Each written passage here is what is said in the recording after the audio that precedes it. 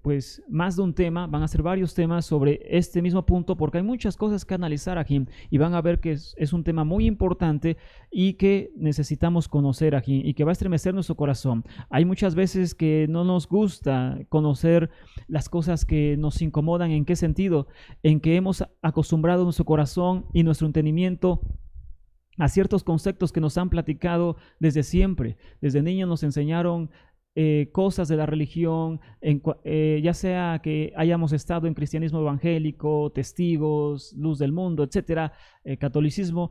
Había conceptos que nos enseñaron desde niños y que nos da miedo cambiarlos, nos da miedo luchar contra ello, porque es lo establecido, es lo dogmático, es lo establecido y nos da miedo cambiar eso y analizar realmente qué es lo que dice la Torah sobre esto. Ahora, Baruch Hashem, bendito sea el Eterno, que cada uno de nosotros que hemos buscado venir a una fe más acercada a la fe del Mesías Yeshua, lo más posible que podamos hacerlo, hemos descubierto que hay muchas cosas que nos habían enseñado que claramente no eran la verdad, no eran una realidad, sino que eran simplemente inventos que el hombre había hecho en cierta forma, en cierto tiempo, pero que realmente no estaban basados para nada en la Escritura. Muchos de ustedes han entendido cosas muy fuertes, porque han sido muy fuertes, y yo exalto al Eterno por eso, porque es claro que no es nadie quien se los ha enseñado, sino que es el Eterno quien se los ha revelado y se los ha hecho entender. Han ustedes comprendido todo sobre Yeshua, han comprendido que el Mesías no es Dios, para que se entienda, no es el Eterno como se nos había enseñado desde siempre, por toda nuestra vida. Habíamos escuchado esa enseñanza a donde sea que íbamos, pero hemos descubierto a través del estudio de las Escrituras que eso no es verdad, que eso fue una tradición de la Iglesia Católica que la implementó a todo el mundo y que no fue sacada nunca de las Escrituras ni de la fe hebrea. El Mesías no es Dios por muchas cosas que ya hemos conocido, amados, no es el Eterno, no es el Creador, es el Mesías que es diferente. Y para ello necesitamos entender el concepto de Mesías según la fe judía, la fe hebrea. Por otra parte, también vimos sobre el nacimiento del Mesías, cómo él había sido concebido realmente. El cristianismo enseña que el Mesías ha sido concebido por obra del Espíritu Santo, tal cual que Miriam era una joven virgen y que sin intervención humana el Espíritu vino y Miriam concibió a Yeshua. Ya vimos que eso fue sacado de la mitología griega. Ya vimos que ese cuento tal cual fue sacado de la mitología griega, porque la Escritura dice otra cosa, y la Escritura dice claramente que el Mesías es descendiente de David. Y cuando la Torah, cuando la Escritura dice descendiente, está hablando claramente de un hijo biológico, es decir, de un hijo de sangre y carne. El Mesías es un hijo de sangre y carne, descendiente del linaje bendito de David. Es decir, es un hombre, como, por llamarlo así, como cada uno de nosotros, pero con una conciencia muy distinta, con una conciencia espiritual muy diferente. Por eso es el Mesías, porque es el ungido del Eterno. Es decir, su misión no es como la de cualquier hombre, ni fue realmente como nosotros, pero a fin de cuentas nació como todo ser humano nace, de un hombre, de una mujer, y eso ya lo demostramos, y fue un tema muy fuerte a través de la Escritura. No hemos usado libros extraños, no traigo aquí, como te he dicho, libros extraños. Este es los Salmos en hebreo, esta es la Torah, aunque se ve de una forma distinta, es la Torah, no es el Zohar o algo así, es la Torah, solamente que tiene este diseño, es la bendita Torah, la Torah de Moisés, los 5 libros, bendito sea el Eterno, es la Torah, no es otra cosa. Esta es la Tanakh hebrea, y esa es una Biblia que hoy voy a usar, que es una Biblia cristiana, para enseñarles algo. Es todo lo que tengo, no hemos utilizado otra cosa. Entonces debemos entender y creer realmente a la Escritura. Hoy, Ajín, vamos a ver otro tema muy interesante sobre Yeshua, pero a la vez muy fuerte, que va a romper con muchos de los dogmas que hemos tenido hasta ahora. En este caso, amados, hemos buscado, sobre todo un servidor, ha buscado enseñar realmente la fe de Israel. Hace algunos días me decía un amado hermano, el tema que tú dices se parece a lo que yo escuché de un rabino. Y le digo, sí, es que yo lo estoy aprendiendo de ellos. Es que lo que te estoy enseñando es de ellos, es de los rabinos, no es mío. Pero no es tanto de los rabinos, es lo que ellos han entendido de la bendita Torah. Porque a ellos les fue dado la bendita Torah, no a mí, no al pueblo mexicano, fue dado a Israel. Y entonces es cierto que ellos han complementado cosas que bueno, hoy no es el tema, pero hablando de la Torah en específico, el pueblo judío es quien la ha atesorado, es quien tiene los misterios del cielo, por llamarlo así, en la bendita Torah. Entonces, hemos buscado, en mi corazón está que tú no cambies de religión, es decir, que tú no inventes una religión, ni yo invente una religión, sino que todo lo que estudiemos acá sea la fe judía, sea la fe de Israel, que tú lo que escuches acá conmigo sea lo que un día tú también puedas escuchar con un hijo del Eterno, con un hijo de Israel, con un judío. Que lo que yo te enseñe de Sedeká es lo que tú también vas a escuchar un día de un judío. Que lo que te enseñe sobre el Eterno también un día lo escuches de un judío. Es decir, que yo no te cambie de fe, ni que tú pienses que yo estoy inventando una fe. Lo que estamos haciendo es realmente apegarnos a la fe judía, a la fe de Israel. Y eso tristemente para muchos no es aceptable, pero para muchos es lo más hermoso del mundo. Para mí ha sido lo más hermoso del mundo. El regalo más grande del Eterno para mí ha sido que Él me revele poco a poco la verdadera fe, la fe de Israel, amados. No cristianismo disfrazado, sino la verdadera fe de Israel. ¿Por qué les digo esto? Porque la fe judía se resume, por llamarlo así, la fe judía se resume en 13 principios, amados, en 13 principios. Y uno de esos 13 principios dice lo siguiente, porque es el tema que vamos a ver este día.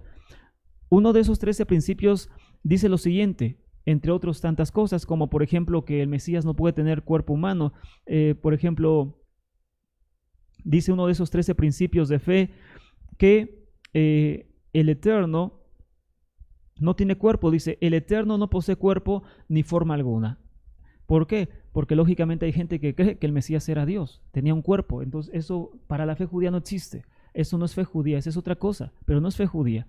El Mesías, repito, es el Mesías, es el ungido, bendito del Eterno, pero no es el Eterno mismo.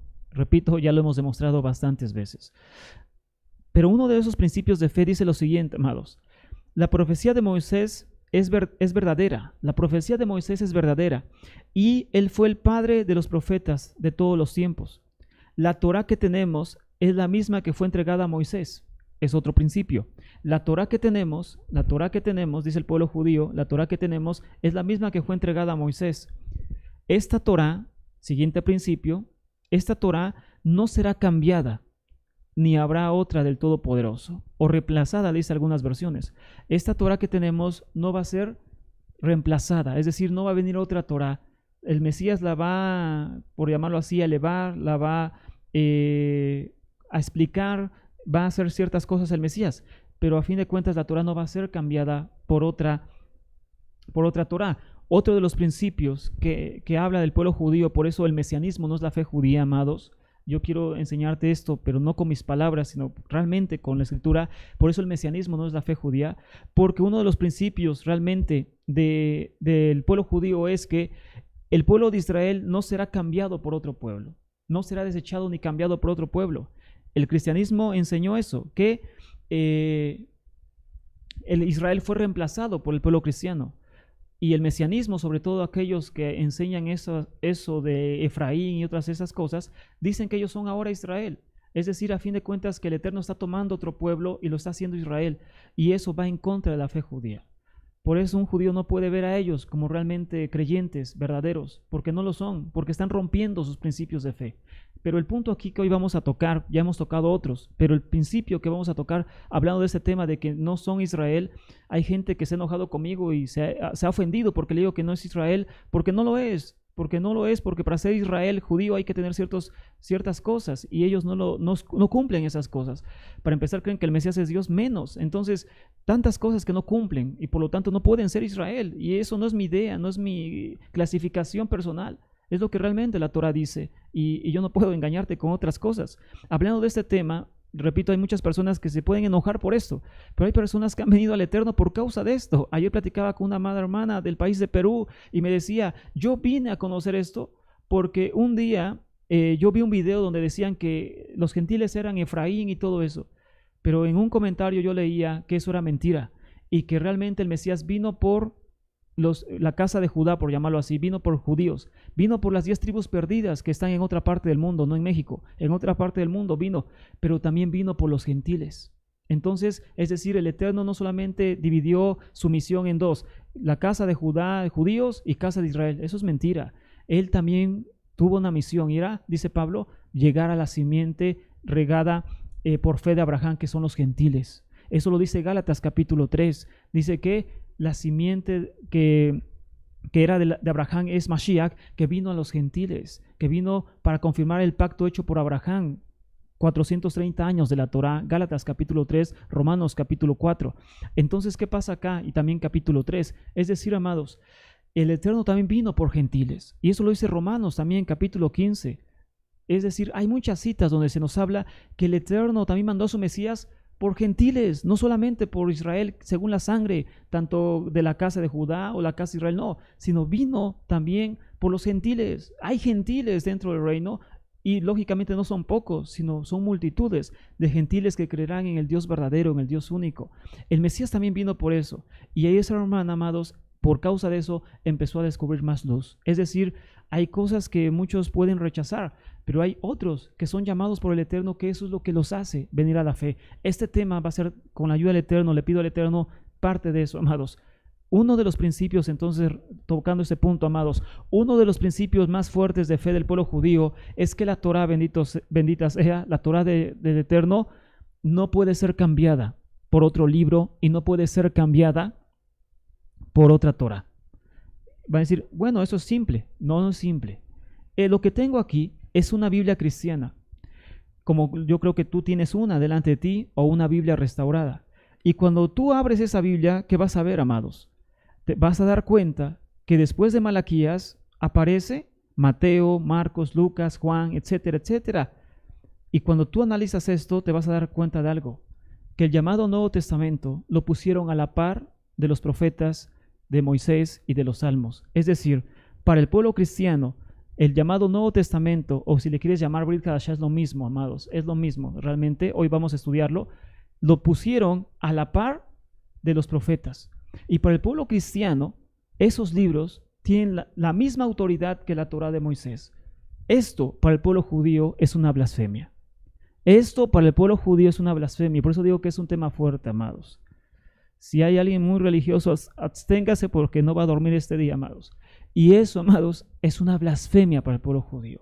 Es como decir que el Mesías es Dios, que tan común era para nosotros. Eso es una blasfemia para el pueblo judío, no porque no crean que el Mesías es Dios, sino porque eso no dice el Eterno, porque eso no dice la Torá. El Eterno es único, es bendito, es Ejad, es uno, no son dos.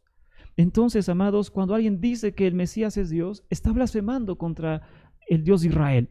Porque Yeshua mismo nunca se nombró Dios. Solamente hay 7 citas en todo el llamado Nuevo Testamento, 7, donde se dice explícitamente, y algunas han sido modificadas por los cristianos, que el Mesías es Dios.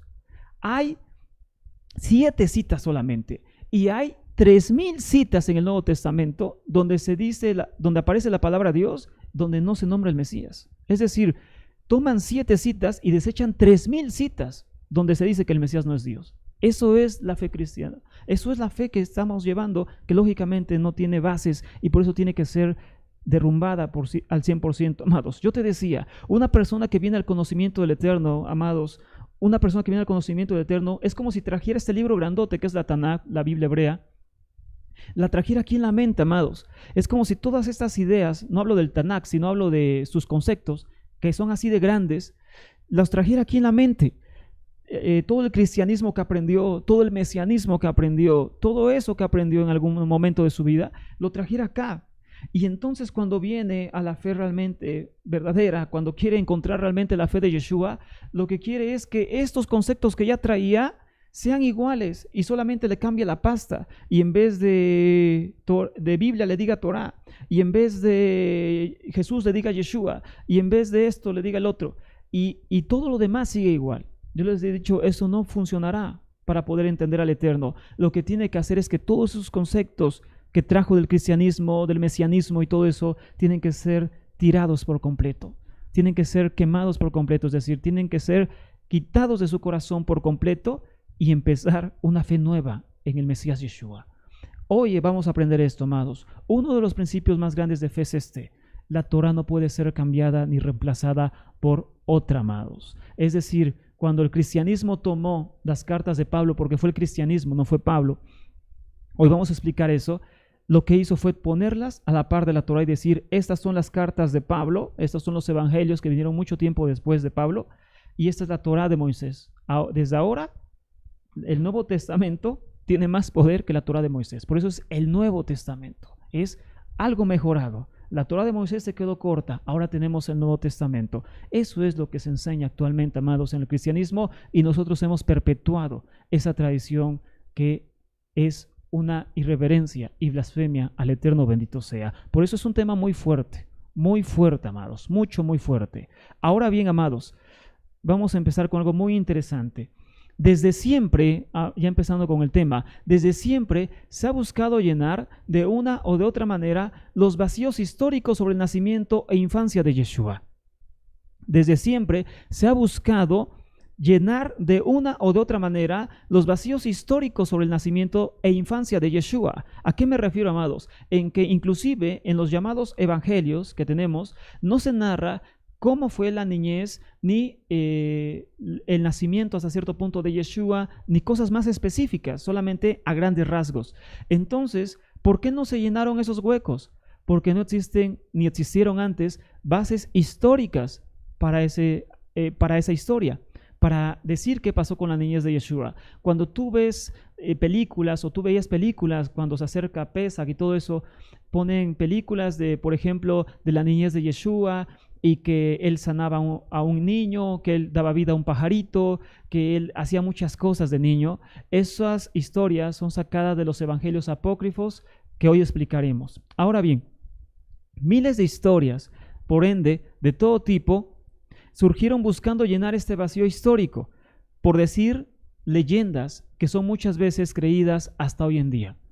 Al no tener un documento histórico para saber realmente cuál fue la infancia de Yeshua, porque no se dice en ninguna parte, amados, cómo fue la infancia de Yeshua, al no tener ningún argumento histórico real para comprobar esto, lo que la gente ha hecho es inventar leyendas y mitos que son creídos hasta hoy en día, y hoy lo vamos a comprobar. Hay cosas que hasta hoy en día tú has creído que son mitos, son leyendas, no son datos verídicos ni datos reales que se puedan comprobar en algún momento. No existen esas bases, amados, y son leyendas que son creídas hasta hoy en día como verdades fehacientes y que no pueden ser debatidas. Ahora bien, dicho de otra manera, hay fábulas que surgieron como resultado para explicar más sobre la vida desconocida de Yeshua, que él, por supuesto, Ajín, nunca narró, ni fue interesante para los primeros discípulos, lo vamos a explicar,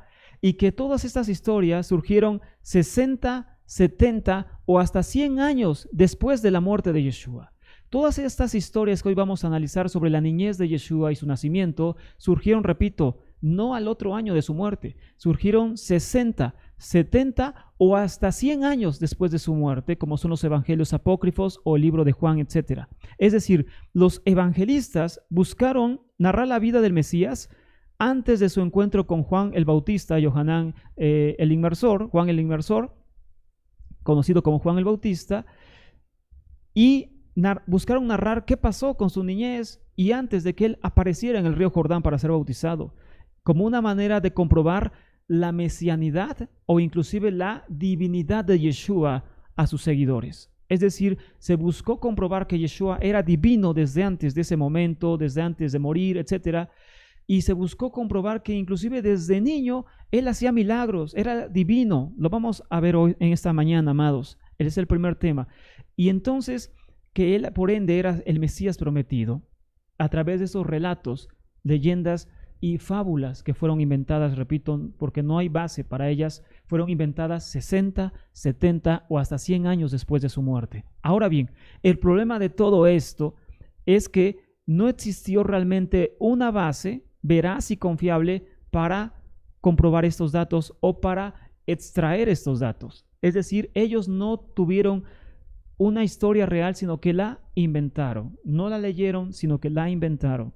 Lo vamos a comprobar, repito, lo que te estoy diciendo lo vamos a comprobar inclusive con la misma escritura. Ahora bien, amados, cuando nosotros damos una ojeada al Evangelio de Marcos y Juan, nos damos cuenta que nos narran diferentes años de Yeshua. Es decir, que inclusive a estos evangelistas, tanto el libro de Marcos como el libro de Juan, no hablan nada de la infancia ni nacimiento de Yeshua. Tanto el Evangelio de Marcos como el Evangelio de Juan no narran absolutamente nada del nacimiento de Yeshua, ni de su niñez. Marcos empieza narrando el encuentro en el río Jordán con Juan y todo lo demás, y Juan empieza narrando la historia, las obras de Yeshua, pero nunca narran el nacimiento ni la niñez de Yeshua.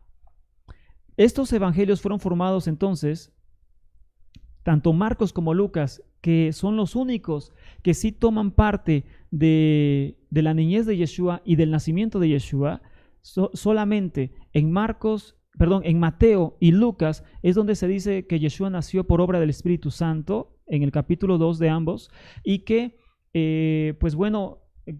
Yeshua hacía ciertas cosas de niño, lo dice en el libro de Lucas, que hoy vamos a ver. Entonces, tanto el Evangelio de Mateo y de Lucas fueron tomados del libro de Marcos, porque Marcos es más antiguo, lo vamos a explicar después, y de otro documento llamado La Fuente Q, que es también muy antiguo, y en uno de los documentos, tanto en uno como el otro, tanto en Marcos como en La Fuente Q, no hablan nada de la niñez de Yeshua, absolutamente nada. Es decir, Mateo y Lucas surgieron tomando como base Marcos. Marcos, y cualquier estudioso de cualquier religión te lo va a decir, este no es Marcos, por supuesto, pero el Evangelio de Marcos surgió primero que todos, en el año 70, 72 de nuestra época. No hay nadie que pueda refutar eso, no hay nadie que pueda decir lo contrario o simplemente pues está cayendo en ignorancia. Nadie puede decir algo contrario a eso. Entonces, Marcos fue el que dio lugar al Evangelio de Mateo y Lucas, que surgen hasta el año 90 de nuestra época.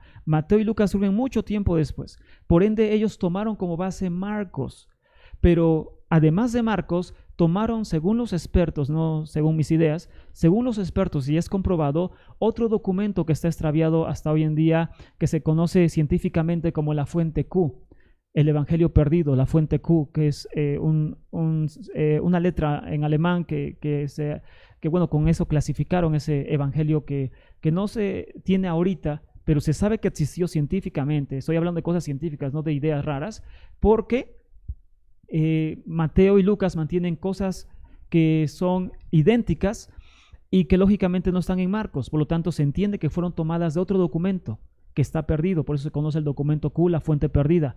Un evangelio que fue perdido y que por ende tomaron también las enseñanzas, tanto uno como el otro, que son iguales.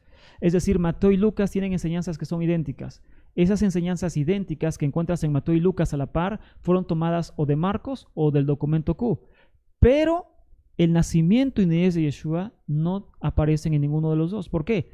Porque en Mateo y Lucas aparecen historias diferentes sobre Yeshua de niño. Es decir, ahí ya no hay coherencia. Por lo tanto, Mateo y Lucas no los pudieron tomar del mismo documento, sino, repito, fueron después fábulas o leyendas hechas por ellos mismos. Lo vamos a comprobar. No es mi idea, lo vamos a comprobar, amados. Lo que estoy diciendo lo vamos a comprobar. Ahora bien, amados, entonces, el capítulo 1 y 2 de Mateo y Lucas, amados, es un problema que hasta hoy en día existe y que han sido usados estos capítulos para enseñar que Yeshua es Dios prácticamente, o que Mesías nació divinamente, entre otras tantas cosas, y por eso, sobre eso nos vamos a enfocar en estas clases, y aprendiendo muchas otras cosas más que, créanme, que te van a interesar bastante en todo esto. Ahora bien, aquí vamos a un punto muy interesante en esta mañana. ¿Qué es lo que ha llevado a la persona a deducir que todo lo que ha sido puesto en sus manos, llamado el Nuevo Testamento, es 100% real? ¿Qué es lo que ha llevado a la persona a creer que lo que se ha puesto en sus manos, conocido como el Nuevo Testamento, es 100% real? Y por lo tanto, que no tiene que ponerlo en duda ni nada semejante. Bueno, estos libros, amados, fueron recolectados por la Iglesia Católica. El llamado Nuevo Testamento fueron recolectados y clasificados por la Iglesia Católica, no por Pablo. Y entonces, desde el año 190, el cristianismo, amados, entonces empezó a juntar estos libros, y vino algo peor. No solamente el cristianismo empezó a juntar las cartas de Pablo y otras cartas, los evangelios y todo eso, y a clasificarlos para enseñar a través de ellos. Vino algo peor, amados.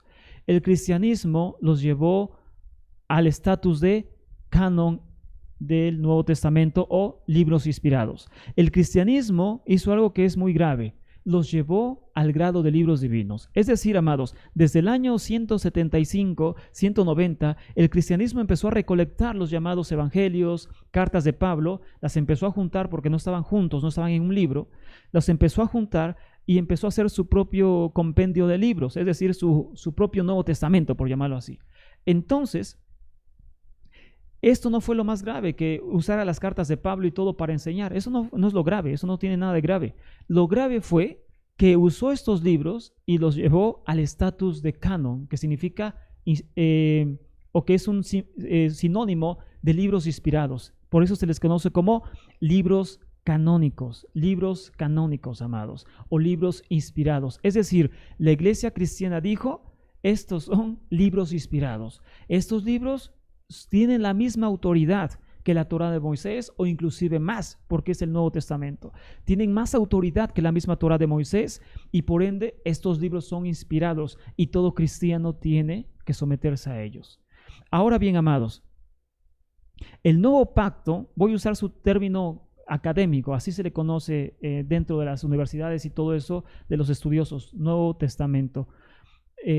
Ya después vemos los términos, ¿ok? Hoy no es el punto, los términos. Si le quieres decir nuevo pacto, bueno, a fin de cuentas nos referimos a las cartas de Pablo y todo lo demás. Bueno, el Nuevo Testamento, el nuevo pacto, es decir, es un paso más para ellos a la fe anterior. Es decir, para ellos el surgimiento del Nuevo Testamento, el nuevo pacto, es un paso más allá que la Torá de Moisés. Es decir, aquel que está en el nuevo pacto está un paso más allá de la Torá de Moisés. Y debemos entonces hacer conciencia y entender, amados, que no fue Yeshua, ni fue Pablo, Shaul es su nombre, no fue Yeshua, ni fue Pablo, Shaul, ni ningún otro de los enviados, quienes seleccionaron estos libros y los elevaron a libros divinos, sino Roma. Debemos entender esto, que es una realidad histórica. Los libros que tú tienes, yo creo que los tienes actualmente hoy ahí frente a ti. Todos los libros del llamado Nuevo Testamento no los inventó Roma, como muchos dicen, que eso tampoco es verdad. No los escribió Roma, no los inventó. Sí hizo añadiduras, que eso es real, pero no los inventó Roma. ¿Pero qué hizo? Los elevó a un estatus divino. Y para muchos eso ya es incuestionable. Es decir, son libros canónicos. Por eso, repito, las Biblias cristianas, como esta es una Biblia cristiana, tiene todos los libros a la par, en un orden, pero es a la par. Es decir, para ellos sería igual poner Génesis y Mateo, Levítico y Juan. Es decir, es lo mismo poner la Torá y el Nuevo Testamento. Es lo mismo. Es prácticamente lo mismo. ¿Por qué piensan esto? Porque desde el año 190 la iglesia cristiana empezó a llevar estos libros a un nivel de canon, de libro inspirado. Es decir, tiene la misma validez o hasta más que la misma Torá de Moisés. Entonces, debemos hacer conciencia de esto, amados, en esta mañana. No fue Yeshua, ni fue Pablo, ni ninguno de sus enviados quienes seleccionaron estos libros. Ellos no fueron, ni mucho menos fueron quienes los elevaron a libros canónicos o a libros inspirados. Pablo, Pedro, Kefa, nunca usaron nada más que la Torá y los profetas para enseñar sobre el Mesías Yeshua. Pablo, Kefa, Pedro nunca enseñaron más que con la Torá y los profetas quién era el Mesías Yeshua. Es decir, como decía un maestro, Pablo, Shaul, no llegaba a las sinagogas judías a enseñar con Primera de Corintios. Que quede claro que yo no estoy hablando mal de los libros. Estoy diciendo que la iglesia cristiana los elevó a libros canónicos, que eso es una blasfemia. Pero no estoy diciendo que estos libros sean mentirosos. No. Hay que entender el tema, amados, de esta mañana. ¿A qué me estoy refiriendo, amados? Que no pueden ser tomados a la par de la Torah. A eso me estoy refiriendo. Porque en toda Biblia, lógicamente, están a la par de la Torah, de los profetas y de cualquier libro inspirado por el Creador, como es la bendita Torah. Ahora bien, amados, en este caso, en sus días, amados, de Pedro, de Kefa, de Shaul, de Pablo, no habían aparecido aún los llamados evangelios. Es decir, ellos no podían usar los evangelios para enseñar sobre Yeshua porque sencillamente ni existían. Repito, el primer evangelio que tenemos es el de Marcos y aparece en el año 70, es el primero, en el año 70. Para ese tiempo ya habían muerto los enviados, para ese tiempo ya había muerto Pablo en el año 64, ya habían muerto los demás enviados tal vez uno que otro te quedaba con vida, pero en su mayoría habían muerto. Es decir, ellos no escribieron los evangelios ni nada semejante. Los nombres que toman los evangelios como Mateo, Marcos, Lucas, investígalo, son nombres que se les dieron después para que tuvieran autoridad, pero no significa que ellos los hayan escrito, y mucha gente piensa eso, amados. Ha sido tanta la mentira y tanta la traición que gente piensa que literalmente Mateo escribió Mateo, que Juan escribió Juan y que Marcos escribió Marcos, Lucas escribió Lucas. No, amados. Esos nombres se les dieron mucho tiempo después por la iglesia cristiana para darles un estatus de autoridad, pero no los escribieron ellos, amados. De hecho, hay 14 cartas de Pablo en el llamado Nuevo Testamento. Hay 14 cartas de Pablo, pero históricamente él solamente tiene 7. Es decir, 7 de las 14 que están acá fueron escritas por puño y letra de Pablo, es decir, tal vez usó un escriba, pero las otras 7 aparecen tiempo después de la muerte de Pablo. Es decir, Pablo ya había muerto cuando surgieron apenas esas cartas.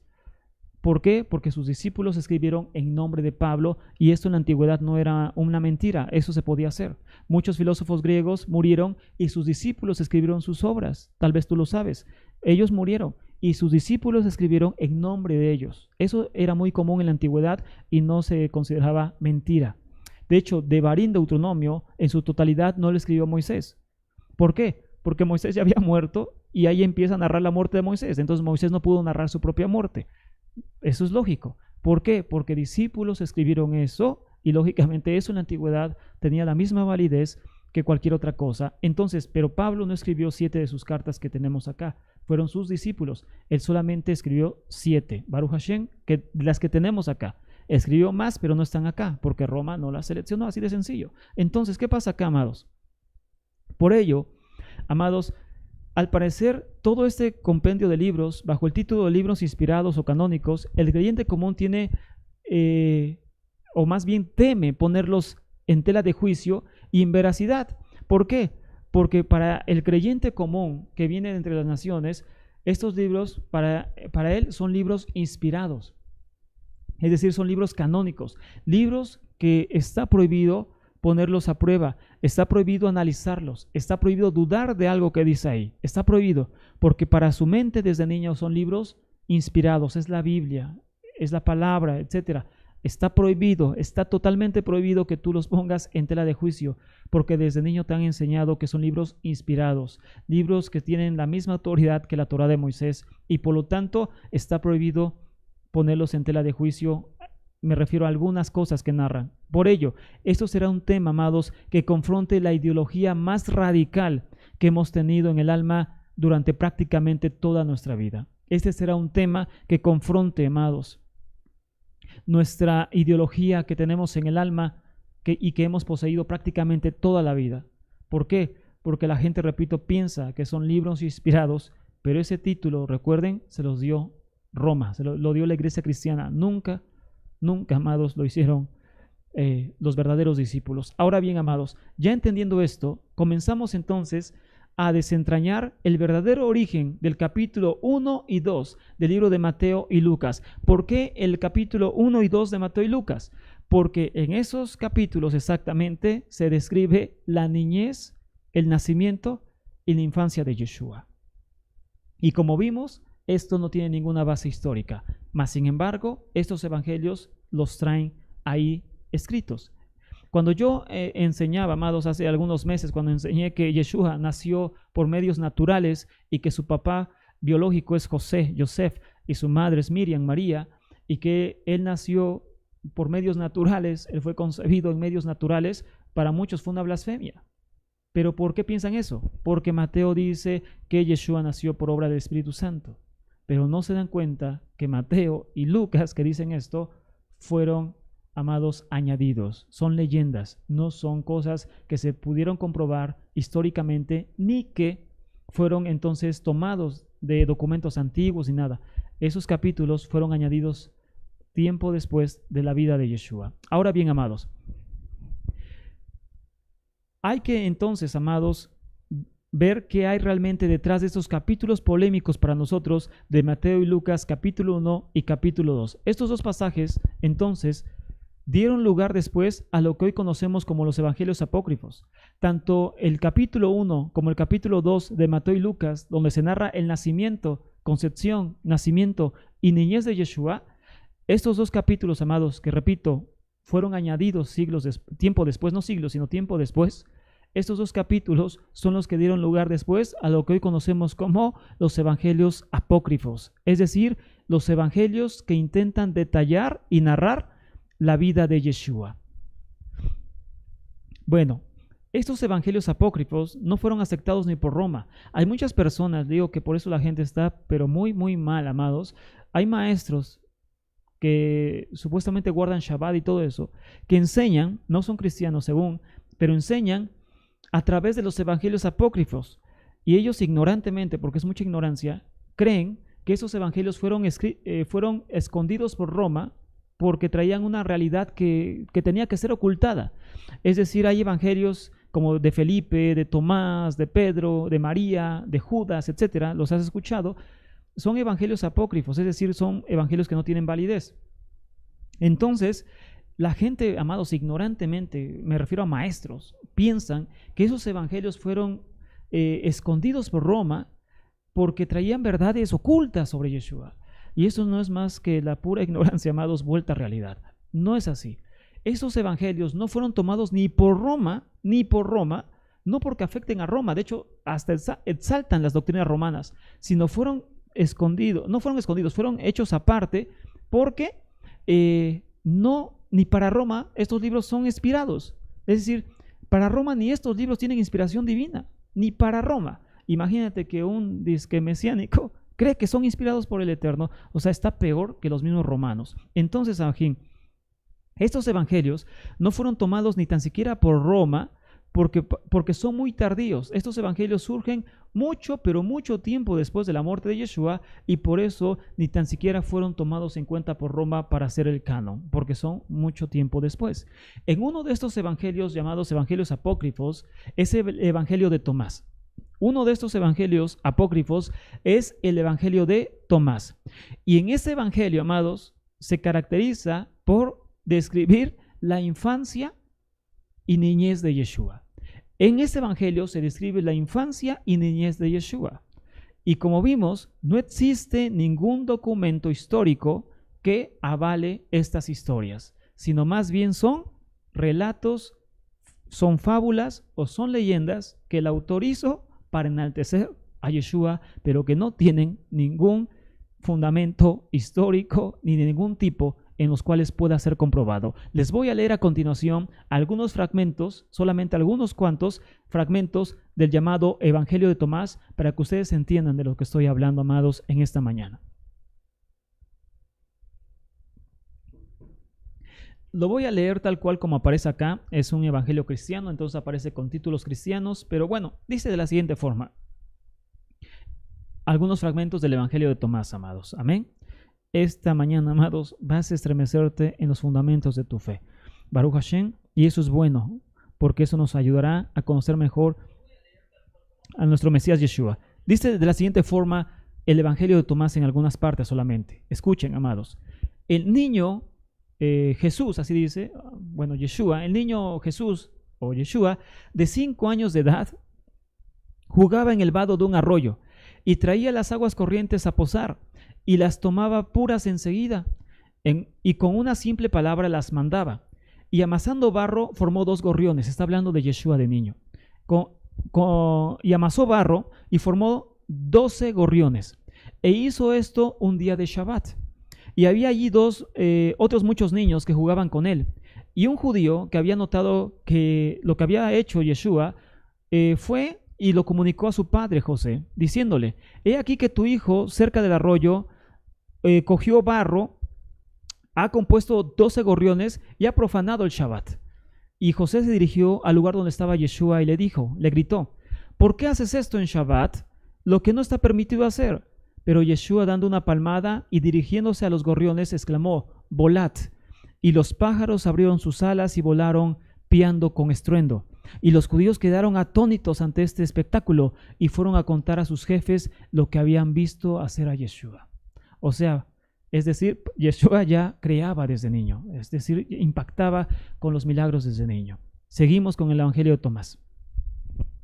Más tarde murió un niño en la vecindad, y su madre lloraba mucho, y Yeshua oyó el clamor y gran pena, y se apresuró a acudir, y hallando a un niño muerto, le tocó el pecho y dijo: yo te mando, niño, que no mueras, sino que vivas, y que te quedes con tu madre. Y enseguida el niño abrió los ojos y sonrió, y Yeshua dijo a la mujer: tómalo y dale leche, acuérdate de mí.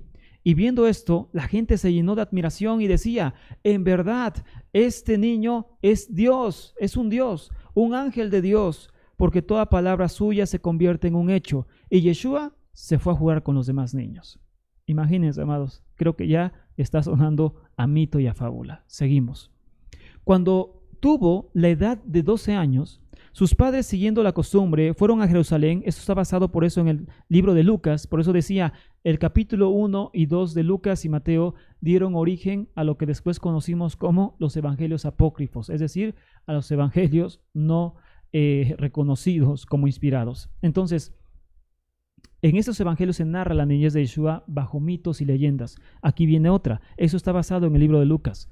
Cuando tuvo la edad de 12 años, sus padres, siguiendo la costumbre, fueron a Jerusalén para las fiestas de Pascua, de Pesach, con otros compañeros de viaje. Y después de las fiestas regresaron a su morada. Y mientras ellos volvían, el niño Yeshua se quedó en Jerusalén y sus padres pensaban que estaba con alguno de sus parientes. Tras una jornada de camino, buscaron entre sus deudos, y no hallándole, se afligieron y tomaron a la ciudad para buscarlo, y 3 días después lo hallaron en el templo sentado entre los doctores, escuchándole e interrogándole, y todos estaban atentos y sorprendidos de que un niño redujese al silencio a los ancianos del templo y a los doctores del pueblo, explicándole los puntos principales de la Torá y las parábolas de los profetas.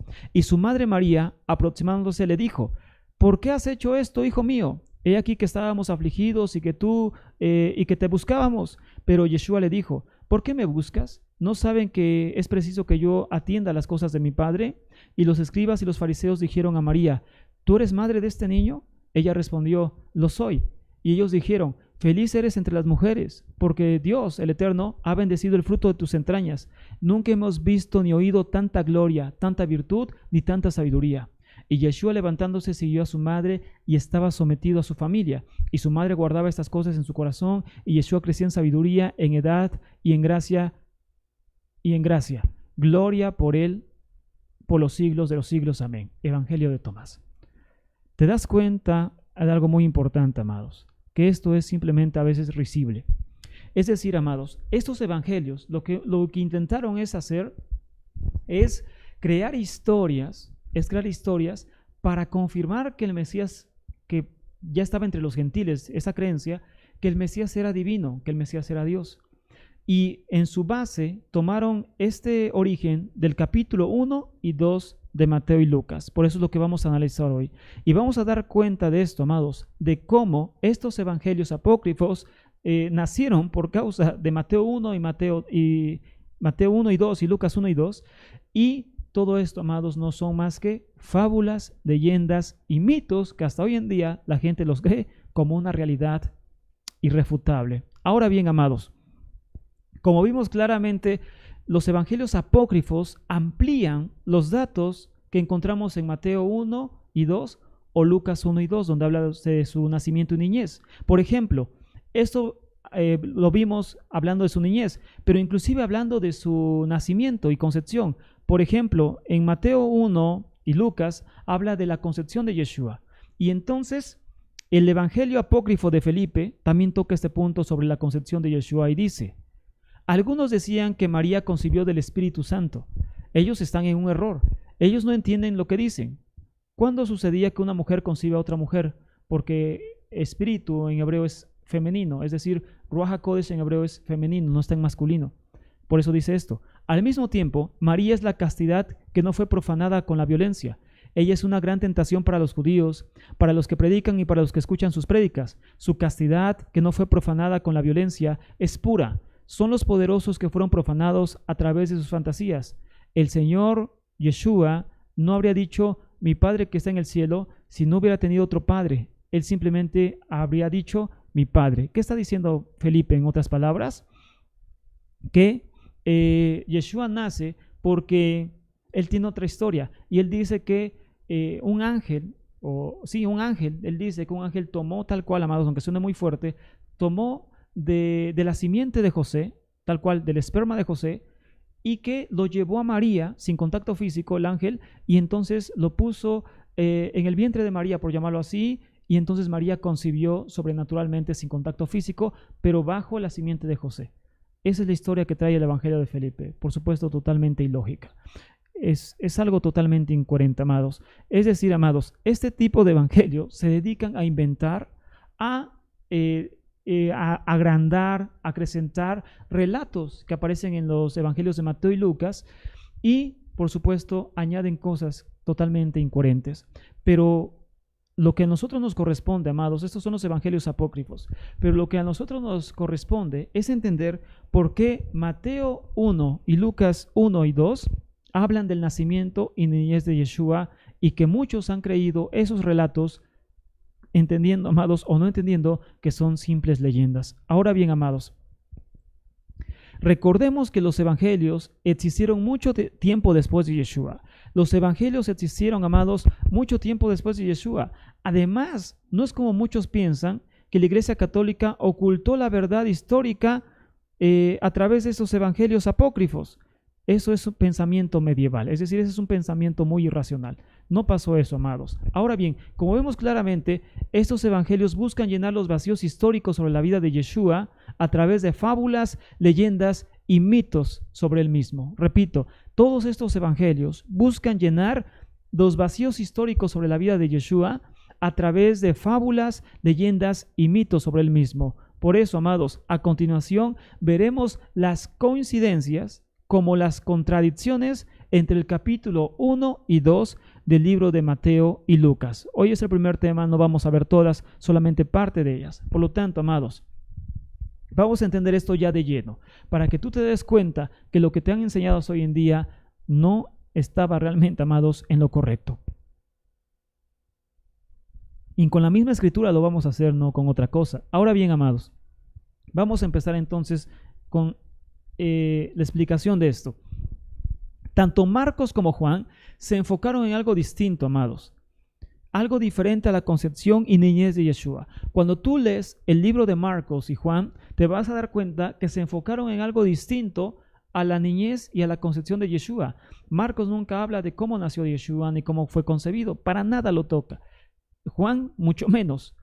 Pero entonces, ¿por qué Mateo y Lucas sí hablan de esto? ¿Por qué para ellos sí era importante hablar de la niñez de Yeshua y del nacimiento de Yeshua? Bueno, Marcos, que es el evangelio más antiguo, es seguro, amados, que no se atrevió a hablar nada sobre el nacimiento ni niñez de Yeshua, ni niñez de Yeshua, porque no tenía las bases para hacerlo. Es decir, no tenía algo real para poder tomar y hacer esa historia.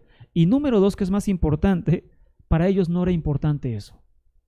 Aunque suene para nosotros raro en nuestros días, para un judío no es importante cómo nazca el Mesías. Si tú preguntas a un judío cuáles son las bases para creer que alguien es Mesías, y te va a decir muchas cosas, excepto su nacimiento. Para un judío de hoy en día y de hace 2000 años, no es lo importante cómo nazca el Mesías. ¿Por qué? Porque saben claramente que nacerá como cualquier ser humano. Es decir, no hay más allá de eso, amados.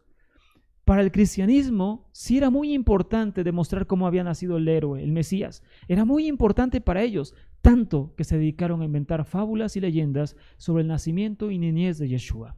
La narración de la concepción de ambos evangelios, amados, tienen ciertas cosas que no son muy creíbles. Ahora bien, amados, por ejemplo, en ambos evangelios, tanto en Mateo y Lucas, donde se dice esto, la concepción sobrenatural del Mesías, según ahí se nos dice que es obra del Espíritu Santo o del Espíritu de Santidad.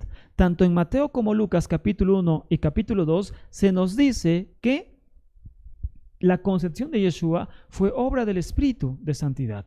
Y leemos entonces, no sé si tengas tu escritura, para que la leas tú mismo, no sé si tengas tu escritura ahí a la mano, y vamos rápidamente al libro de Mateo, capítulo 1, verso 18 al 23. Mateo, capítulo 1, verso 18 al 23.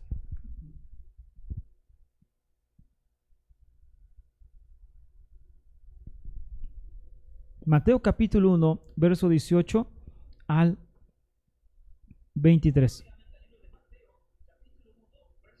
Baruch Hashem, bendito sea el Eterno. Hoy vas a aprender cosas muy tremendas, créeme. Y con tu propia escritura, con la versión que tengas, tengas Reina Valera 1960, Dios habla hoy, versión viviente, una de las llamadas Biblias restauradas, que de restauradas no tienen nada, en serio. Hoy lo vas a comprobar. Hoy vas a comprobar lo que te he dicho. No compres esas Biblias. No porque a mí me afecte, es tu dinero. Yo ni tan siquiera las vendo, por supuesto. No porque a mí me afecte. Es porque te están engañando, amados, y te están vendiendo algo que no te sirve para nada. Te lo digo tal cual, no te va a servir para nada. Mateo capítulo 1, verso 18 al 23, es Shabbat, pero estamos hablando de que no te estafen. Esta semana también platiqué con una madre hermana que está en Estados Unidos y me decía, lo que usted dice es verdad sobre la estafa de las Biblias restauradas. Yo adquirí 3 Biblias restauradas por más de $1,000, o sea, un dineral. Por más de $1,000 yo compré solamente 3 Biblias restauradas. Las abrí y son la Reina Valera. Es decir, no te enseñan nada, no cambian nada. Solamente títulos, nombres y no te servirán de nada y pagaste una fortuna por ellas. Es decir, es una Reina Valera con cambios. Y de hecho ni derechos de autor están pagando porque Reina Valera tiene derechos de autor. Pero vamos hacia allá, amados. Mateo capítulo 1, verso 18 al 23 dice lo siguiente, amados. En cualquier versión que tú tengas dice lo siguiente. Y el nacimiento del Mesías, de Yeshua, fue como sigue. Estando su madre María, voy a leer así para que no haya enredo, tal cual. Estando su madre María, Miriam, desposada con Joseph, antes de que se consumara el matrimonio, se halló que había concebido por obra del Espíritu Santo. Y Joseph, su marido, siendo un hombre justo y no queriendo difamarla, quiso abandonarla en secreto. Pero mientras pensaba en esto, he aquí que se le apareció en sueños un ángel del Señor, diciendo, José, hijo de David, no temas recibir a Miriam tu mujer, porque el niño que se ha engendrado en ella es del Espíritu Santo. Y dará a luz un hijo, y le pondrás por nombre Yeshua, porque él salvará a su pueblo de sus pecados. Y todo eso sucedió para que se cumpliese lo que el Señor había hablado por medio del profeta diciendo, he aquí la Virgen concebirá y dará a luz un hijo y le pondrán por nombre Emmanuel, que traducido significa Dios con nosotros. ¿Ok? Hasta acá el relato de Mateo. Y en Lucas aparece lo siguiente. Ahí avanza un poquito más para que veas que lo que te estoy diciendo es real, amados, que hay una contradicción en esto. Vamos a Lucas capítulo 1, amados, verso 26. Lucas capítulo 1, verso 26. También en cualquier versión que tengas, no hay problema. A ver, Lucas capítulo 1, verso 26. Ven, amados, cómo nos han engañado. Vean cómo nos han mentido, cómo nos han estafado. Lucas capítulo 1, verso 26. Aquí. Amén. Dice lo siguiente. Lucas 1, 26 dice. Y al sexto mes, al mes 6, el ángel Gabriel fue enviado por Elohim a una ciudad de Galilea llamada Nazaret, a una virgen desposada con un hombre que se llamaba José, de los descendientes de David, y el nombre de la virgen era María. Y entrando el ángel le dijo, salve, muy favorecida, el Señor está contigo, bendita eres tú entre las mujeres. Pero ella se turbó mucho por estas palabras y se preguntaba, ¿qué clase de saludo sería este? Y el ángel le dijo, no temas, Miriam, María, porque has hallado gracia delante del Eterno. Y aquí que concebirás en tu seno y darás a luz un hijo, y le pondrás por nombre Yeshua. Este será grande y será llamado Hijo del Altísimo, y el Señor Elohim le dará el trono de David su padre.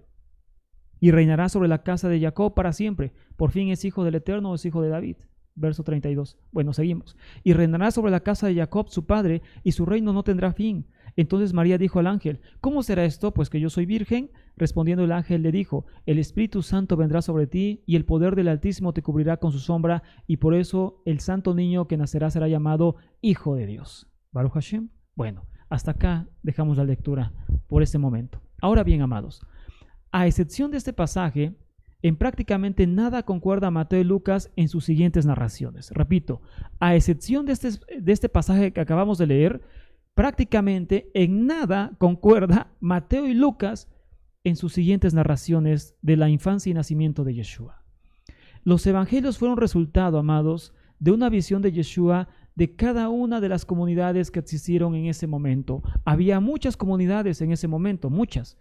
Unas de gentiles, otras de judíos y gentiles, y cada uno de ellos intentó explicar a Yeshua de acuerdo al concepto que tenían tiempo después de su muerte. Repito, tanto el Evangelio de Lucas como de Mateo fueron escritos 40 años después de la muerte del Mesías, en el año 90-92 aproximadamente de nuestra época, mucho tiempo después de la muerte de Yeshua.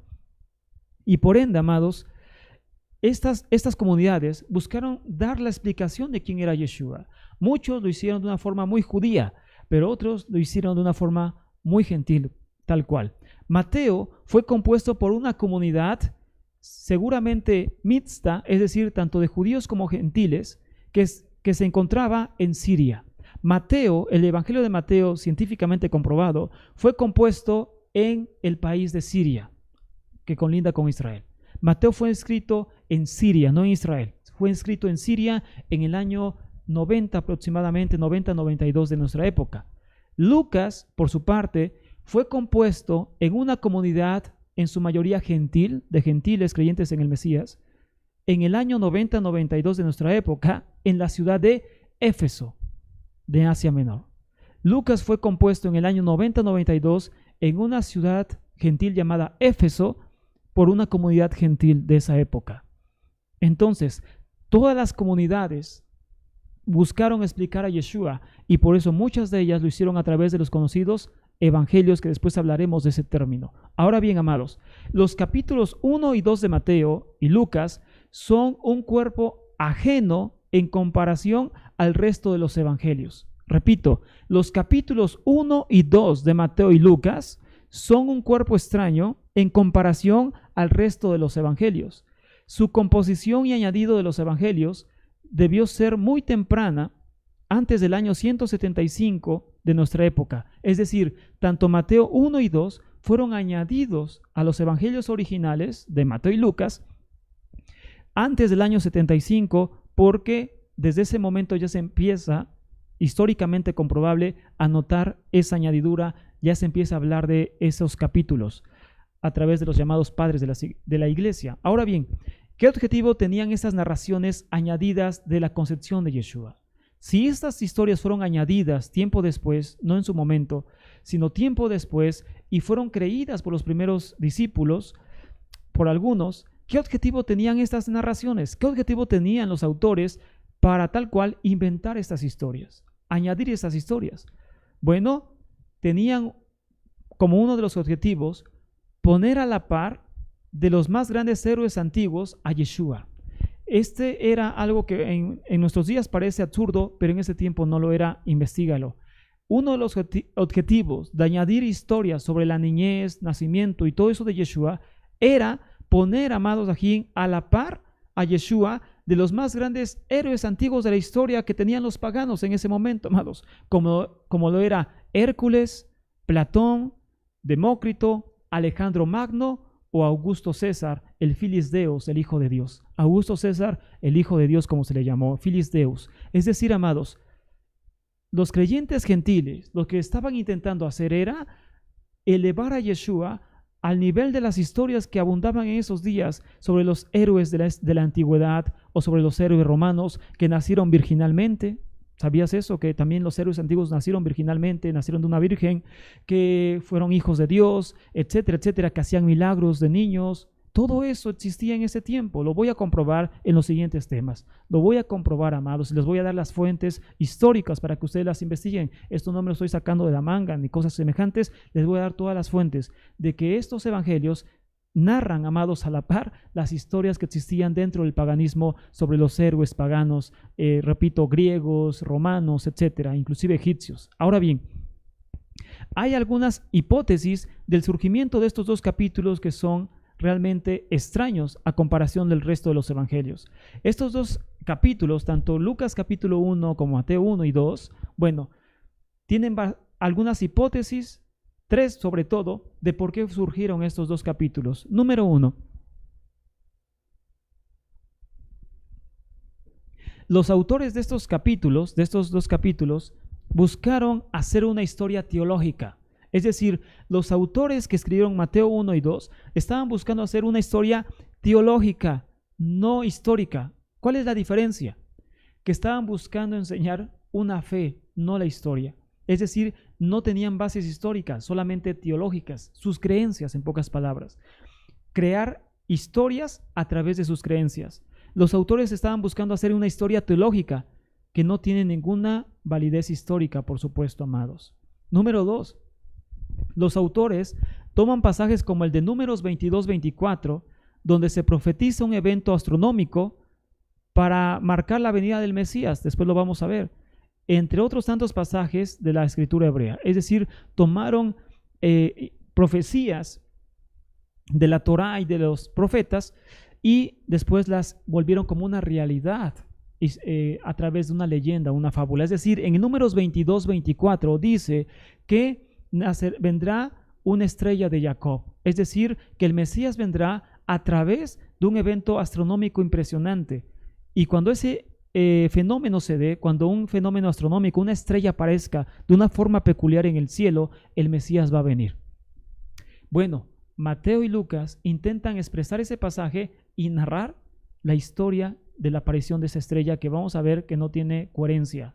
Vamos a comprobarlo, repito, no estoy inventando, vamos a comprobarlo que esa historia no tiene ninguna validez histórica y tampoco tiene coherencia bíblica. Número 3.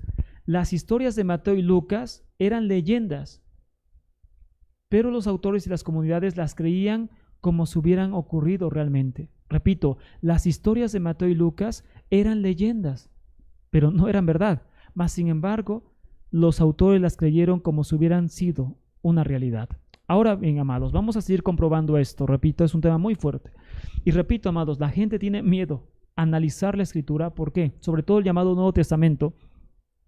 Porque desde hace casi 2000 años, se han llamado libros inspirados o libros divinos. Y por lo tanto, la persona nace creyendo eso, que son libros inspirados y que por lo tanto está totalmente prohibido ponerlos a prueba. Pero ya te dije, investígalo esta tarde, acabando el tema. Quien enseñó eso, quien dijo eso, es la iglesia cristiana romana, no los creyentes de Yeshua. Ahora bien, vamos a retomar entonces un fragmento de lo que hemos dicho hasta ahora, amados. Lucas 1, 26 y 27. Lucas 1, 26 y 27, ese es el primer tema, recuerden, lo vamos a seguir comprobando, vamos a seguir analizando. Tú mismo en tu escritura te vas a dar cuenta, amados, con tu escritura, no yo. Y que vas a abrir los ojos en esta mañana, amados. Vas a entender cosas impresionantes sobre la fe en Yeshua. Lucas 1, 26 y 27. Y con esto que hará, no negar al Mesías, sino todo lo contrario, confirmar que el Mesías es judío, que el Mesías es de Israel y no es romano. Lucas 1, 26 y 27 dice lo siguiente, amados. Espero que lo tengas. Y dice de la siguiente forma, amados. Y al mes 6, el ángel Gabriel fue enviado por el Eterno a una ciudad de Galilea llamada Nazaret. ¿Cómo dice en tu escritura? Y en el mes 6, el ángel Gabriel fue enviado por el Eterno a una ciudad de Galilea llamada Nazaret. Verso 27 de Lucas 1. A una virgen desposada con un hombre que se llamaba José, de los descendientes de David, y el nombre de la virgen era María. Amén. Bueno, aquí se nos dice claramente, amados, que el ángel fue enviado a Nazaret, donde estaban ellos viviendo. Ahora vamos a Juan 1, 45 y 46, amados, para ver algo que tal vez no habías analizado, pero es muy importante. Ahora vamos a otro evangelio diferente. Vamos al evangelio de Juan, capítulo 1, verso 45 y 46. Para analizar algo que tal vez no habías analizado, amados, pero es que es muy, muy importante.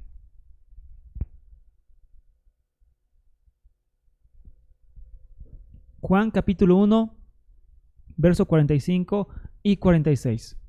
Amén. Hoy vas a analizar, repito, algo que no habías tomado en cuenta en otro momento, amados. Hoy lo vas a hacer. Bendito sea el Eterno, amados, que Él nos concede su bendita palabra, nos concede cosas que en otro tiempo no habíamos entendido, amados.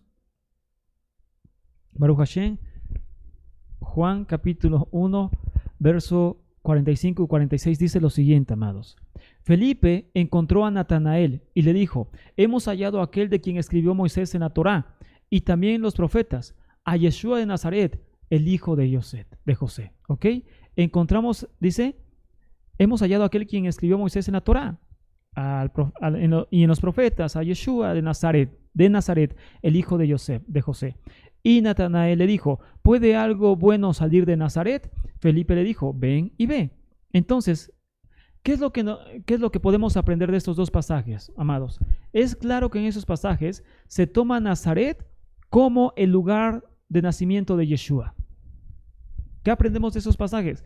Que se toma a Nazaret, la ciudad de Nazaret, como el lugar de nacimiento de Yeshua. Es decir, Nazaret es como el lugar de Yeshua. Por eso, ¿cómo se le dice? Yeshua de Nazaret. ¿Dónde nació Yeshua? Dirían, Nazaret. Así dice la escritura, Yeshua de Nazaret. Yeshua nació en Nazaret. Ahora bien, pero vemos otra información en el mismo libro de Mateo, en el siguiente capítulo. En Mateo 2, verso 1, dice lo siguiente. Mateo 2, verso 1, dice lo siguiente. Después de nacer Yeshua en Belén de Judea,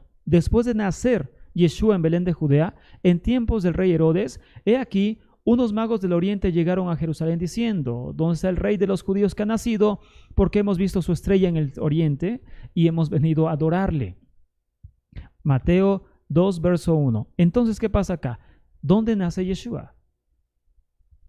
Juan dice que Yeshua viene de Nazaret, pero Mateo 2:1, ¿de dónde dice? Nació en Belén de Judea. Entonces, ¿cuál es la verdad, amados? ¿En dónde nació Yeshua? ¿En Belén o en Nazaret? El mismo capítulo 2 de Mateo que estamos analizando con lupa esta mañana, amados, nos dice que Yeshua nació en Belén, amados. Y Mateo 2, adelantito, en el verso 23, lo confirma, dice lo siguiente: y llegó y habitó en una ciudad llamada Nazaret, para que se cumpliera lo que fue dicho por medio de los profetas: será llamado Nazareno. Amén. Bueno, entonces por fin, ¿de dónde es Yeshua? ¿De Nazaret o de Belén?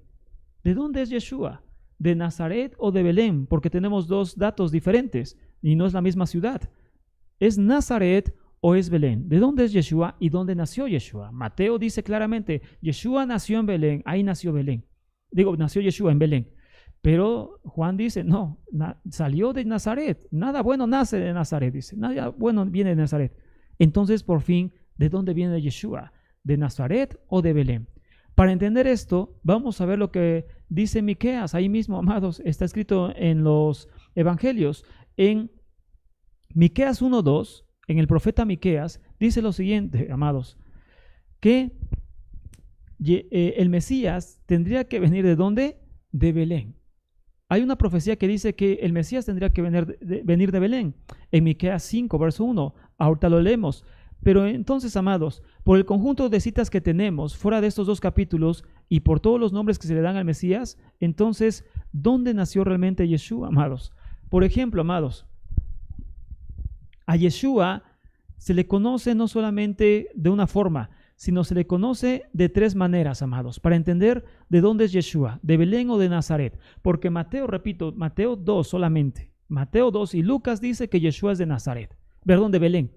Mateo y Lucas 2 dicen que Yeshua es de Belén y que no hay que buscar más. Yeshua nació en Belén.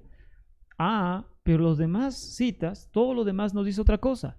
Nos dice que Yeshua nació en Nazaret. Entonces, ¿a quién creemos? ¿Al capítulo 2 de Mateo o a todas las demás citas que nos dicen que nació en Nazaret?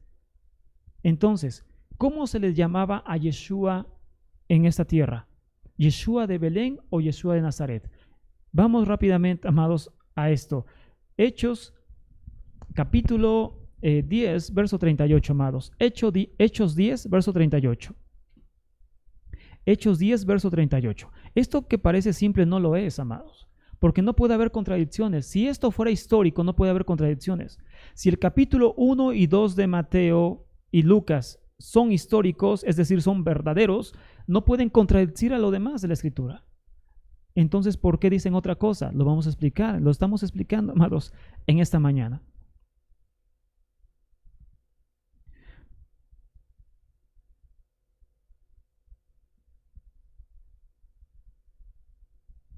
Baruch Hashem. Hechos 10, verso 38, amados. Hechos 10, verso 38. Dice la siguiente forma. Hechos 10, verso 38. Dice de la siguiente forma, amados. Baruch Hashem, espero que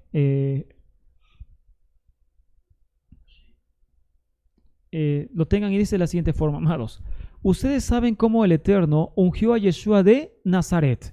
Ustedes ven cómo el Eterno ungió a Yeshua de Nazaret con el espíritu de poder y con poder, en el cual anduvo haciendo bien y sanando a todos los oprimidos por el diablo, porque el Eterno estaba con él. Entonces, ustedes saben cómo el Eterno ungió a Yeshua de Nazaret con el Espíritu Santo, el Ruach HaKodesh, con poder, y anduvo haciendo muchas sanidades, dice, y sanando oprimidos, porque el Eterno estaba con él. Porque el Eterno estaba con él, no porque él era el Eterno. Es muy diferente. Entonces, amados, número 1, a Yeshua se le conoce en 2 ocasiones en el llamado Nuevo Pacto o Testamento, se le conoce como Yeshua de Nazaret. Esa es una prueba. Es decir, a Yeshua, amados, ¿cómo se le decía cuando estuvo en esta tierra? Lo vamos a aprender hoy. Se le decía de 3 formas distintas, amados. Número 1, se le conoció como Yeshua de Nazaret. Yeshua de Nazaret. Este término aparece en 2 ocasiones en el llamado Nuevo Testamento, Nuevo Pacto. Yeshua de Nazaret. Yeshua de Nazaret. Así aparece 2 veces en el llamado Nuevo Pacto, Testamento. 2 veces. Repito, ese término de Nuevo Pacto o Nuevo Testamento fue dado por la Iglesia Católica en el año 190.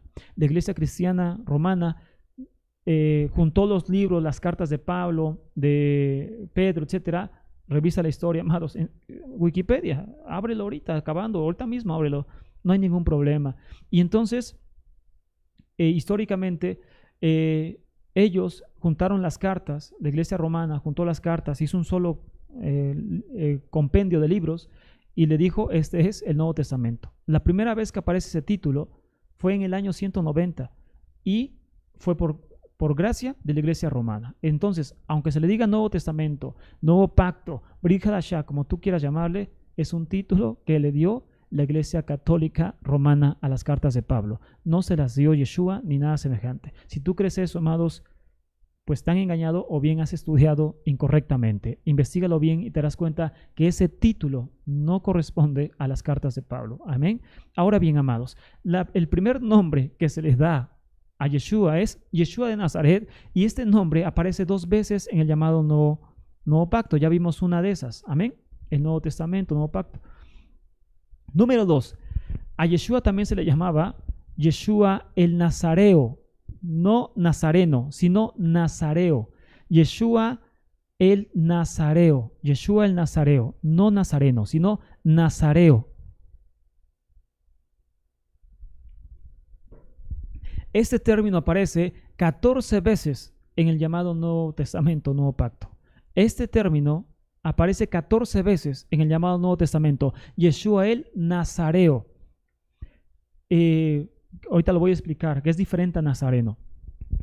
Y aparece 14 veces en el llamado Nuevo Testamento, Nuevo Pacto. Yeshua el Nazareo. En español, amados, siempre aparece como Yeshua Nazareno, no aparece como Nazareo. Y eso es un error de traducción, pero es incorrecto, ya que en ese nombre, amados, Yeshua de Nazareo, viene del griego Nazoraios, Nazareo, y a su vez del hebreo Nazir o Netzer. El término Nazareo, que se tuvo que traducir en español, aparece del griego Nazoraios y del hebreo, se desprende del hebreo Nazir o Netzer, que corresponde más bien a una condición espiritual que a una región geográfica. Es decir, el término Yeshua Nazareo, que aparece 14 veces en la escritura, pero tristemente en español pusieron Nazareno, en vez de poner Nazareo, pusieron Nazareno. No sé si en alguna versión así aparezca, ahorita les voy a dar una cita. Aparece 14 veces, amados, y el término Nazareo no se refiere a una región geográfica, a una región de Israel, sino se refiere a un estatus espiritual, ya sea Netzer, que significa retoño, o Nazir, que significa apartado, como el voto nazareo. el voto donde se dejaban crecer el cabello como Sansón.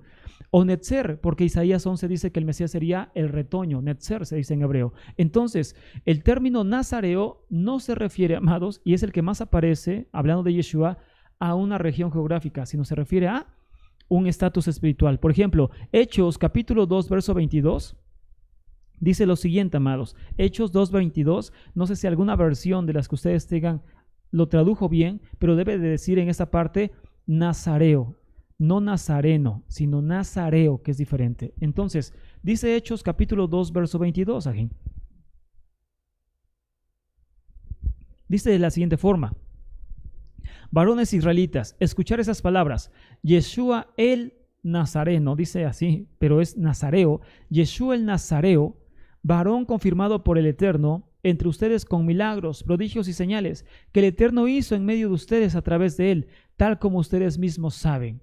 Entonces, en esa parte, en griego dice Nazorayos, Jesús Nazorayos, que significa Yeshua Nazareo, Nazareo. Es decir, amados, Nazareo se refiere a un estatus espiritual, no a una región geográfica. Y número 3, ¿cómo más se le llama al Mesías? Se le conoce también como Yeshua el Nazareno. Yeshua el Nazareno. Al Mesías también se le conoció como Yeshua el Nazareno. Ahí sí es Nazareno.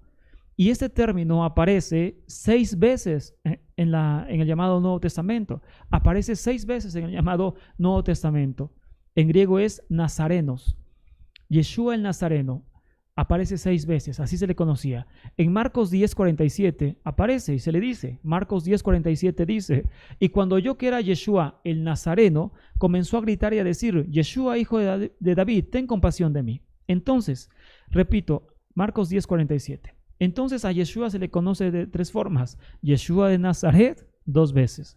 Yeshua Nazareo, 14 veces. Y Yeshua Nazareno, 6 veces. Entonces, entendemos que si Yeshua hubiera nacido en Belén, ¿cómo es que lleva todos estos títulos de Nazaret?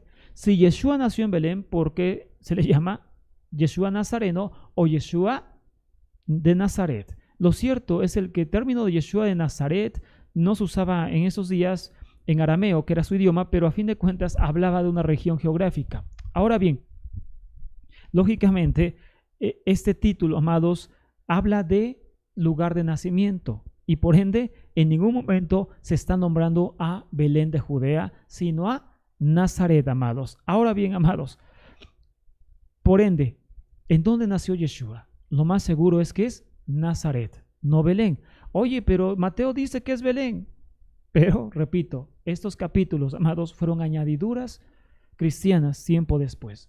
Yeshua, amados, lo más probable, aunque también faltan datos históricos, esta es la realidad, pero lo más probable, por las citas que tenemos, es que él nació en Nazaret, no en Belén de Judea. Por eso era Nazareno, Nazaret, como tu lugar de nacimiento. Ahora bien, amados, Mateo capítulo 2, hay ciertos detalles, ya con esto vamos a terminar en esta mañana, vamos a ver después más cosas, ya más a fondo. Hay detalles en esta parte entre Mateo y Lucas que no cuadran, amados. Existen partes, lógicamente, entre Mateo y Lucas que no cuadran por ninguna parte. Y repito, si ellos hubieran tomado estas historias de un documento original, tendrían concordancia, tendrían semejanza.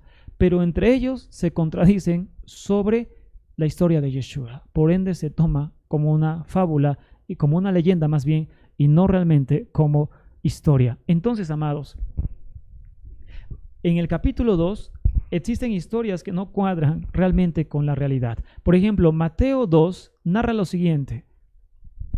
Mateo capítulo 2 narra lo siguiente, amados. Narra que, apareció una estrella en el cielo, que magos vinieron a adorar, que engañaron a Herodes y que hubo una matanza de inocentes. Eso está en Mateo 2. Mataron a inocentes porque Yeshua huyó y Herodes se enoja y mata a niños menores de 2 años. Después de eso, ¿recuerdas? Yeshua huye por revelación a Egipto, huye a Egipto y después regresa a Nazaret. Eso dice el capítulo 2 de Mateo. Todo eso dice el capítulo 2 de Mateo. Aparece una estrella en Belén, llegan los magos, Después todos esos términos los vamos a ver, amados. Todo lo vamos a ver de Mateo 1 y 2 y lo vamos a desglosar bien. Entonces, aparecen los magos, le adoran, le ofrecen mirra, incienso. Eso también tiene una explicación. Después, Yeshua huye a Egipto, matan a los inocentes y después regresa a Nazaret. Ese es el capítulo 2 de Mateo. Pero Lucas nos narra otra cosa en el mismo tiempo. Lucas capítulo 2 no nos narra eso, sino nos dice otra cosa. Lucas 2, ahorita lo vamos a ver, amados, dice que Yeshua vivía en Nazaret. Dice que después viajaron a Belén porque hubo un censo y viajaron a Belén.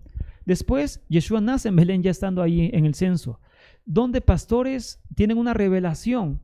Esto no aparece en Mateo. Pastores tienen una revelación donde Yeshua o el Mesías había nacido. Después de esa revelación y de que lo adoran y todo eso, regresan a Nazaret sin ningún viaje a Egipto. Tal vez no lo has notado, pero hoy lo vas a notar porque está ahí. Lucas no narra ningún viaje a Egipto, no narra ninguna matanza de inocentes, sino todo lo contrario, amados, sino que solamente narra que Yeshua nació en Belén porque fueron a un censo y después de ser adorado, exaltado y todo eso, regresan a Nazaret y se acabó la historia. Después dice que aparece a los 12 años en el templo. Pero ahí acaba la historia. Entonces no narra nada de la matanza de los inocentes, no narra nada del viaje a Egipto ni nada semejante. Algo que lógicamente era muy importante como para pasar desapercibido. Entonces Mateo parece basar su historia. En su capítulo 2, Mateo parece basar su historia en las profecías bíblicas, es decir, dice que nace en Belén, según Miqueas 1. Es decir, Mateo busca tener bases teológicas para comprobar eso. Y entonces dice, Yeshua nace en Belén, según Miqueas 1, comprobando la profecía de Miqueas 1. Después huye a Egipto, Oseas 11. Ahí mismo Mateo va dándote las citas. Huye a Egipto, según Oseas 11. Después hay una matanza de inocentes. Jeremías 31 habla de esa matanza. Después regresa a Nazaret, Isaías 11. Es decir, Mateo busca confirmar su teología a través de las profecías bíblicas, ¿ok? Por su parte, Lucas no se basa en esto, sino que solamente habla de eventos sobrenaturales, como la visión de los pastores de ángeles y cosas semejantes que no son históricamente comprobables, amados.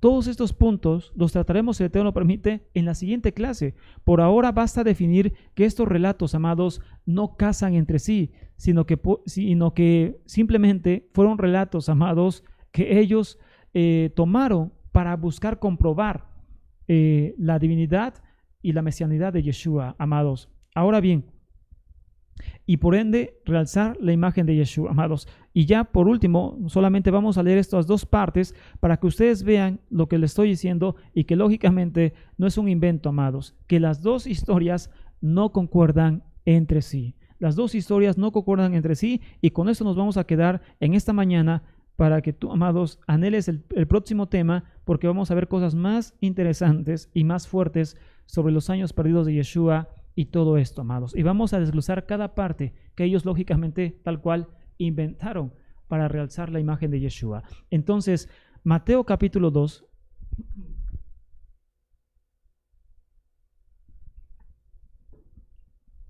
Dice lo siguiente, desde el verso 1, para que tú veas, amados, cómo aquí hay diferencias, lógicamente, entre una narración y otra. Mateo, capítulo 2, lo voy a leer muy rápidamente, no por otra cosa, sino para que podamos, amados, ya terminar, ahorrar tiempo. Y dice lo siguiente, amados, Mateo, capítulo 2, para que veas que hay dos historias totalmente diferentes en estos libros. Dice, cuando Yeshua nació en Belén de Judea, número 1, nació en Belén.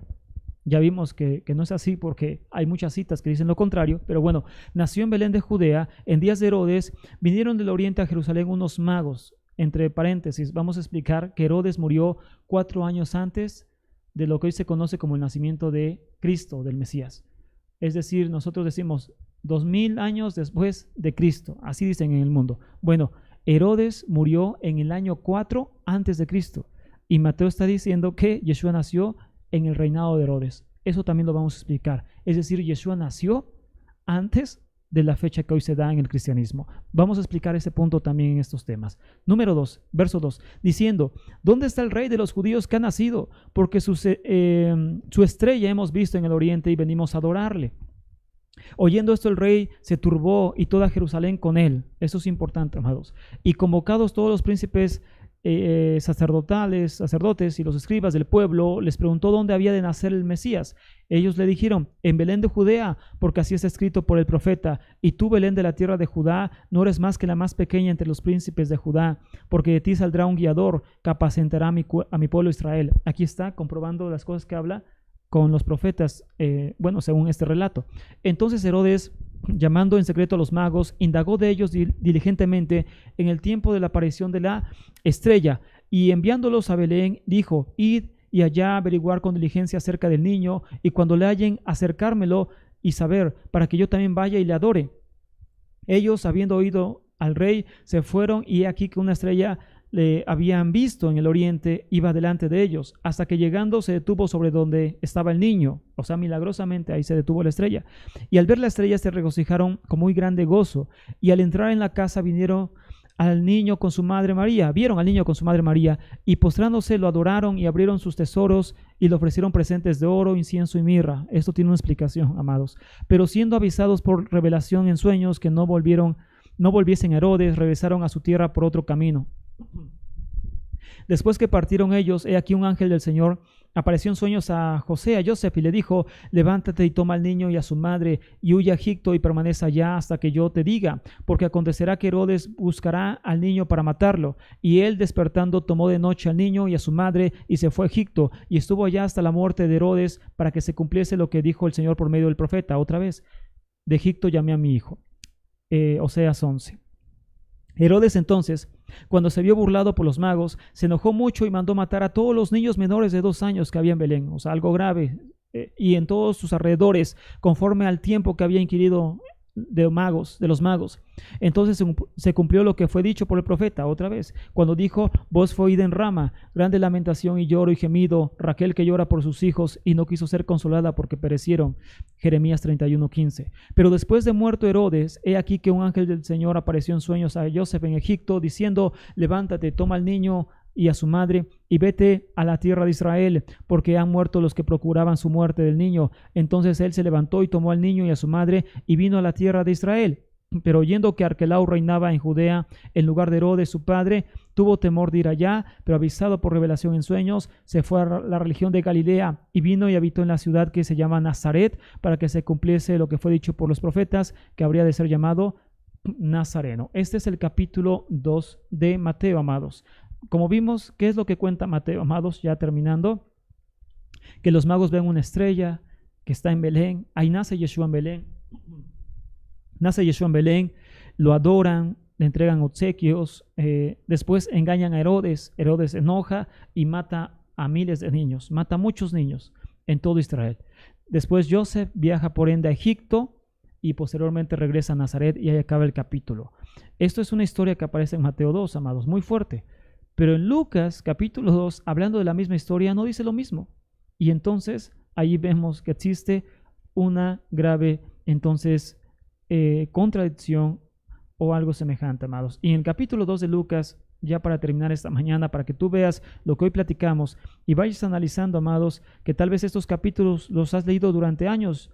Yo los leí durante años y en apariencia no notaba nada extraño, pero tienen mucho, amados, por llamarlo así, mucho, pero mucho de extraño. Amén. Entonces, Lucas capítulo 2, amados, no vamos a leer todo el capítulo porque pues no es necesario, solamente la parte donde habla del nacimiento de Yeshua y hasta donde se queda con, donde se queda Mateo.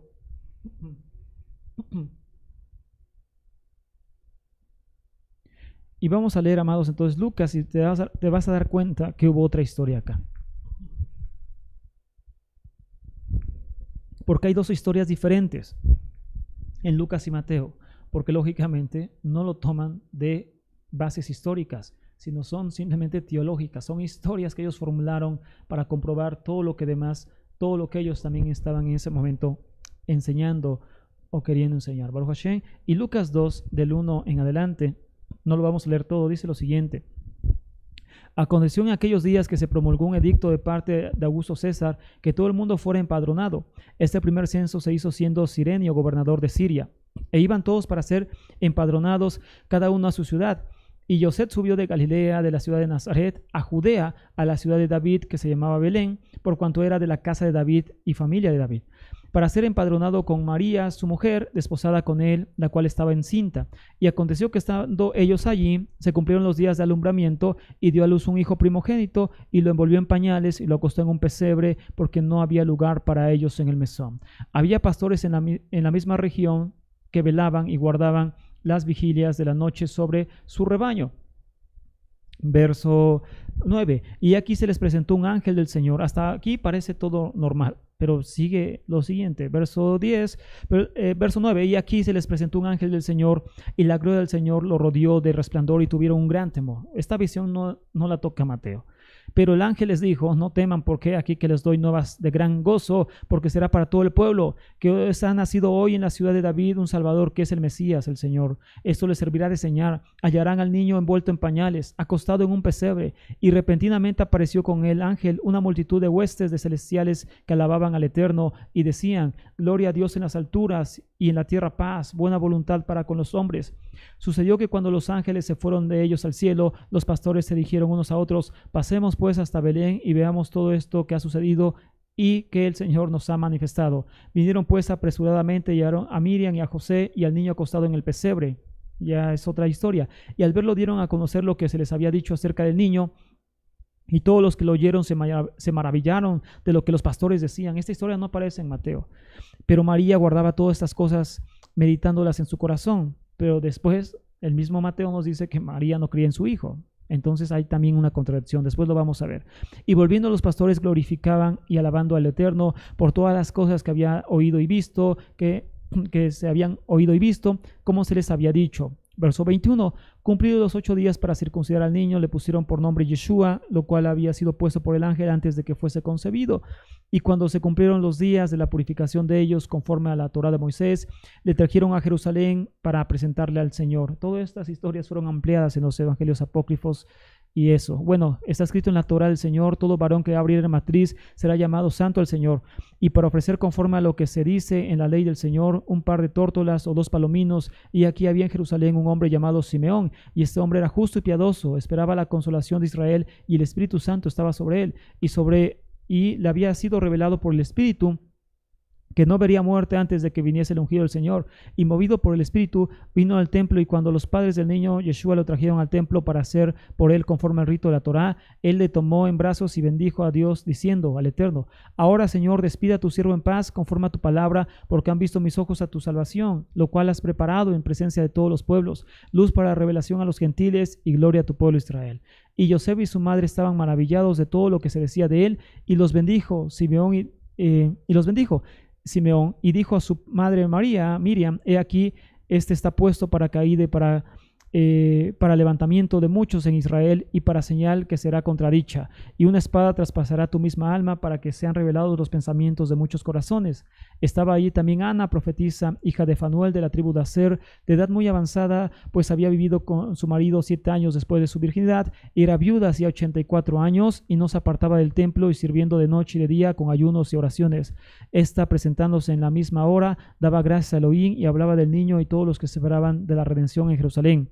Después de haber cumplido con todo lo prescrito por la Torá, esto es importante, Torá del Eterno, volvieron a Galilea, a su ciudad de Nazaret. Y el niño crecía y se fortalecía y se llenaba de sabiduría, y la gracia del Eterno estaba sobre él. Después ya el verso 41 narra su vida a los 12 años y subieron al templo. Ya es otra historia. Pero el caso, amados, es que hasta acá se queda Mateo. Pero aquí Lucas, como ven, amados, narra otra historia. Narra una historia más bonita, que se van entonces a Belén. Miriam da luz, llegan pastores que entonces pues empiezan a adorar al niño, revelación de ángeles tremenda, y los pastores se van contentos. Los magos no aparecen por ahora. Después, otro hombre que era justo ve a Yeshua y lo reconoce como Mesías. Después, una mujer justa reconoce a Yeshua como Mesías y le profetizan. Después van al templo, después de haber cumplido todo lo que estaban por hacer en su presentación, circuncisión y demás, dice Lucas, regresan a Nazaret, y se acaba la historia. Después ya continúa a los 12 años. Entonces, lógicamente, amados, no es la misma historia. La historia de Mateo y Lucas no es la misma historia. En ninguna parte aparece la huida a Egipto, la muerte de los niños, que no es cualquier cosa, los magos, Herodes haciendo esto. No es la misma historia.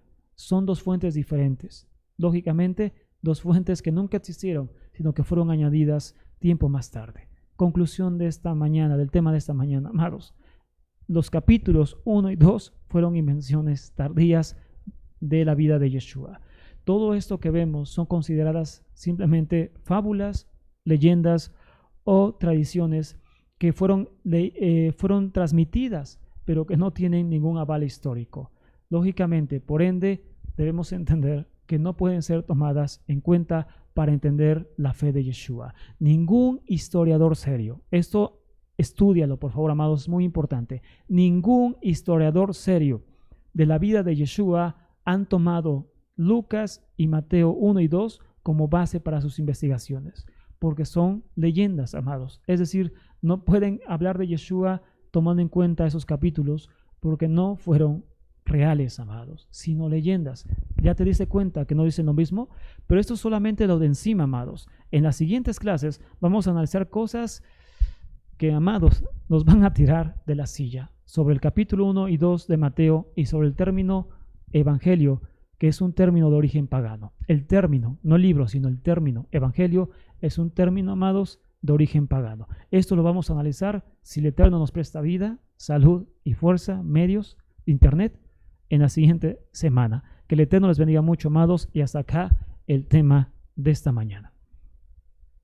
Es un tema fuerte, amados. Yo no digo que sea blando, es un tema fuerte, pero si el Eterno quiere, amados, que lo hablemos, pues es lo que tenemos que hablar, amados. Aunque, amados, no nos guste, aunque nos mueva cosas, lo tenemos que hablar, amados, porque lo contrario seríamos partícipes del engaño